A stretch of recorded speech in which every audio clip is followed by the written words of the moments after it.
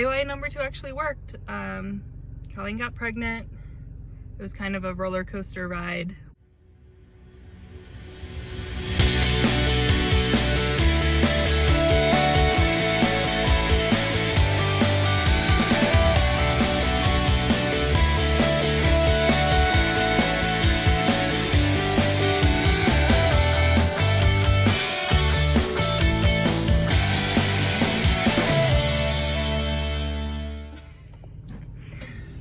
Right. Long time no see. Yeah. So if you follow us on Instagram, you kind of know the whole story, but this is just kind of following it up with the video. So IUI number 2 is the last like TTC video we posted.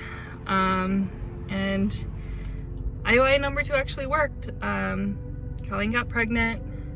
It was kind of a roller coaster ride when we found out, just because her numbers weren't high and there was just a lot of like back and forth because they kept doubling.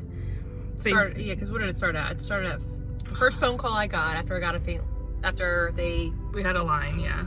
Did two blood test, yeah. Had 2 lines. It was like 5.7, right? 5.3, I think. Or 5.3, and anything above 5 is considered a pregnancy. Which is crazy that even showed a second line on the pregnancy test, because I thought their sensitivity was like the first response has the lowest sensitivity, but even that, I think it's like 12.5 or something. Yeah. So I was like, oh, well, we know her number's at least above 12, and it wasn't, and so it was really confusing. Yeah.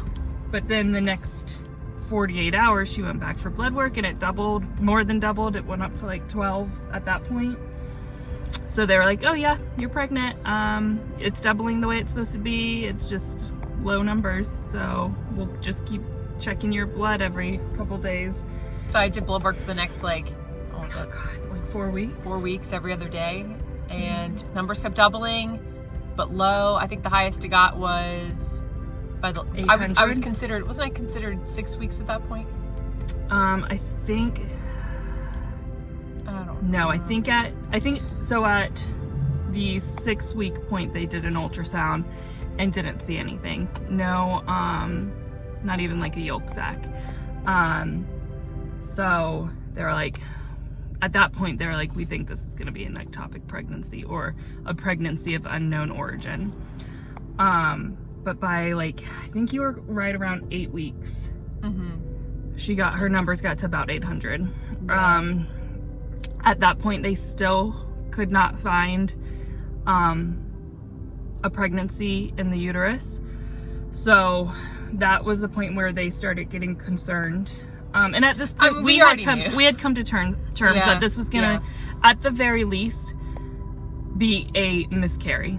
And we had both like had our times to be upset and cry, and had come to terms. Yeah. The hard part now was, I mean, it took a while. Yeah. And I think part of that was being so pulled left and right every time we it's like got when I blood got work. on the phone with after the blood results, they'll call me when I talk to them, either the nurse or the doctor, whoever gave me my results, would say it was like not fine, but they were like, oh well, they're doubling, that's what we look for. But I'm like, yes, but they're still low. Is that not considered concerning? Or yeah. And then like the false hope of like, no, that's what we look for. I'm like, yes, but like they couldn't tell me whether or not that was gonna result. They're like, well, we've seen it before in pregnancies, and like kind of giving me kind of I don't want to say false hope, but it's not their fault, but like I just felt like it was like a roller coaster. Like, oh well, they said it might work out, and then I turned to Miranda and not that like, I'm not a fertility specialist. I'm in the healthcare field. When we got pregnant with Rowan, I did a lot of research on fertility and the numbers, and I had a lot of anxiety my first trimester, so I focused a lot on HCG numbers. I've heard other people's experiences, and even in that, like when we were doing our own research with this pregnancy, we came across someone whose number started like at 12, and her baby was a like healthy 6-month-old at that point. It's amazing how everyone's body's different. Yeah. But I didn't see anybody with my with the numbers as low as 5.3. Yeah. And so that's why I was like, okay, well, until I find that on the internet, which I didn't, but like, it's just, I don't know. So when her numbers got high enough to where they were like, we can't find the pregnancy, but it's there and it's growing and it's worrisome, this therapy using this drug called methotrexate, which is actually a drug used mostly for uterine cancer. Basically what it does is stop cells from dividing.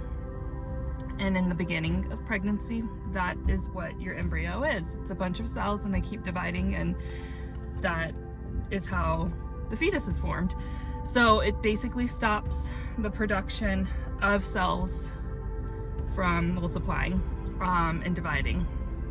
So Colleen, it was 2 shots each time in her, basically your butt, her gluteus muscle.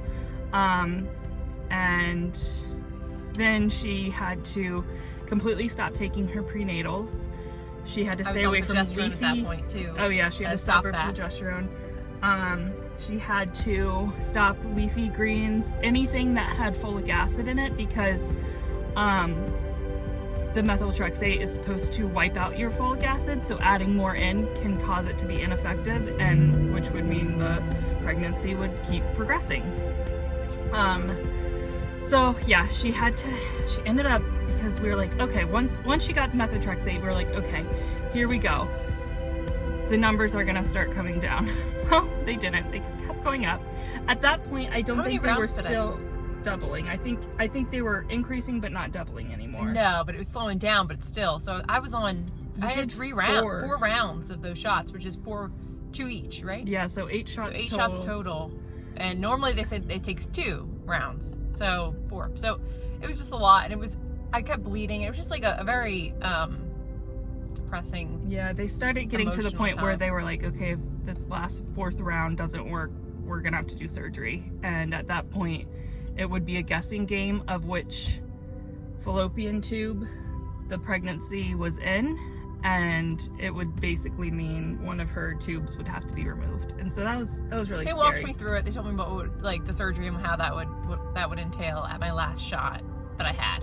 So if it hadn't worked, that would be the next option. So I'm glad I didn't have to do that. Yeah, we got the call that her numbers had decreased by, I think it was like 50% or something. It was good. I mean, it was a good, large help to where the doctor was like, you're out of the realm of possibility of surgery. Wait in line. So There's a ton of cars for sure. Yeah, but can we just do a pan over for real fast? Just take a look for later. We're about to go to Storybook Land, which is in South Jersey for the first time, and he's very excited, as you can tell. So yeah, we're gonna get home tonight. We'll finish this, I'll upload it, but that's the beginning of our story. Not the one we want it to be telling, but yeah, we'll talk more about where we're going from here. Yeah. Okay, so we're back from Storybook Land, which we'll do another video showing that. It was so much fun. But yeah, so basically because Colleen had to have the methotrexate injections, that means we have to wait 3 months. Basically, the 3-month wait is due to it wiping out all the folic acid, which is super important in the first trimester because that helps forming the baby and helping with cell division. So there's some risk that would be involved if she were to get pregnant before that 3-month wait, including spina bifida, cleft palate, cleft lips, just a whole bunch of stuff that we don't want to add to our list of worries that's already there. So yeah, we're waiting 3 months before we can start our journey again for baby number 2, and it's gonna look a little different than what we thought it would look like, but we've come to terms with it and we're excited for this new journey. And yeah, that's about it. That's the story of what came of IUI number 2. Yes, and then we'll probably do another video talking about what we're gonna do next. And yeah. And our process and where we are in that process right now. Yeah. So yeah, thank you for watching. Thank you for following along. I know it's been a long wait between the last TTC video and this one, but we both needed some time Yeah. to just process on our own, and then process together. And We appreciate everyone's oh yeah, everybody was so reaching out sweet and and everyone's support. It meant a lot. Yeah. Thank you. make sure you like, comment, and subscribe. And if you have any questions about what we went through, ectopic pregnancy, the methotrexate, any symptoms Colleen had and stuff like that, feel free to ask in the comments below. And we'll be back. I think we're gonna do a video recap of Rowan's Easter. We did a couple Easter egg hunts. So that'll be the next video. And then, like we said, we went to a little amusement park today. So we'll do a video of that. So we have some videos planned. So yeah, stick around.